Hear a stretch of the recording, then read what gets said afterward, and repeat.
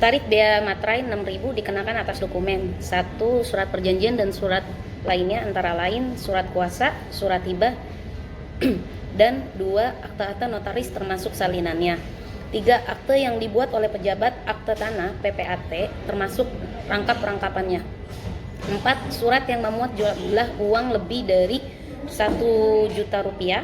A. Yang menyebutkan penerimaan uang. B. Yang menyatakan pembukuan dan penyimpanan uang dalam rekening bank. C. Yang berisi pemberitahuan saldo rekening di bank. D. Yang berisi pengakuan bahwa utang uang sebagian atau seluruhnya telah dilunasi dan diperhitungkan. 5. Surat berharga seperti wesel, promise, dan accept yang harga nominalnya lebih dari 1 juta rupiah. 6. Efek dengan nama dan dalam atau bentuk apapun sepanjang harga nominalnya lebih dari 1 juta rupiah. 7. Dokumen-dokumen yang akan digunakan untuk bukti pengadilan. A. Surat-surat biasa dan surat-surat kerumah tanggaan. B. Surat-surat yang semula tidak dikenakan bea materai berdasarkan tujuannya, jika digunakan untuk tujuan lain atau digunakan untuk orang lain selain dari dimaksud semula. Baik, di sini saya akan menjelaskan saat terhutang bea materai. Yang pertama, dokumen yang dibuat oleh satu pihak ditentukan pada saat dokumen diserahkan dan diterima oleh pihak. Untuk tiap dokumen itu dibuat, jadi bukan pada saat dokumen ditandatangani. Contoh kuantasi cek. Yang kedua, dokumen yang dibuat dari satu pihak ditentukan pada saat selesainya dokumen itu dibuat, yaitu ditutup dengan tanda tangan dari yang bersangkutan. Contoh surat perjanjian jual beli.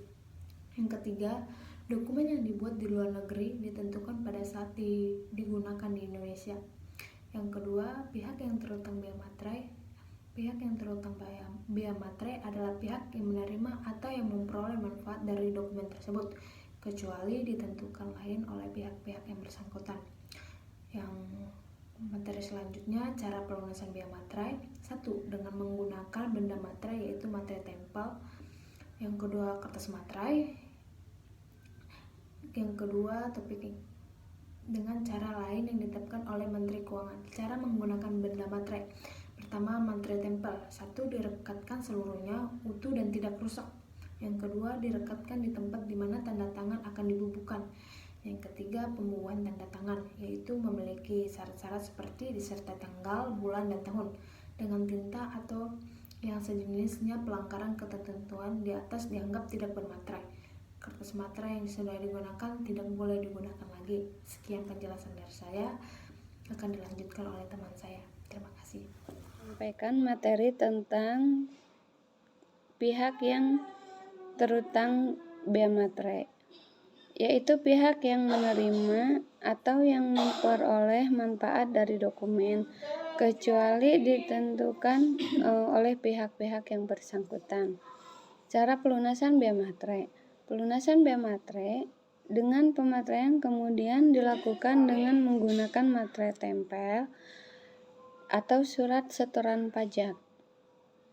Sedangkan pelunasan denda administrasi dengan menggunakan surat setoran pajak.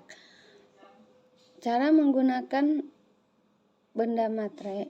Cara penggunaan benda materai cukuplah simpel, yang mana materai hanya perlu diletakkan atau dibubuhkan pada bagian penandatanganan dokumen. Usahakan ketika penandatanganan, sebagian tanda tangan ada yang mengenai materai. Selain itu, pemakaian materai memperhatikan jenis dokumennya. Nah, baiklah, di sini saya akan memberikan ini adalah materai yang belum ditandatangani dan juga belum ditempel. Nah, di sini ada surat pernyataan wali siswa, yang mana di sini harus membubuhkan materai. Nah, di sini adalah tempat materai yang ditempel. Setelah itu tanda tangan harus sebagian mengenai pada materai itu sendiri. Nah, sekian dari saya. Assalamualaikum warahmatullahi wabarakatuh.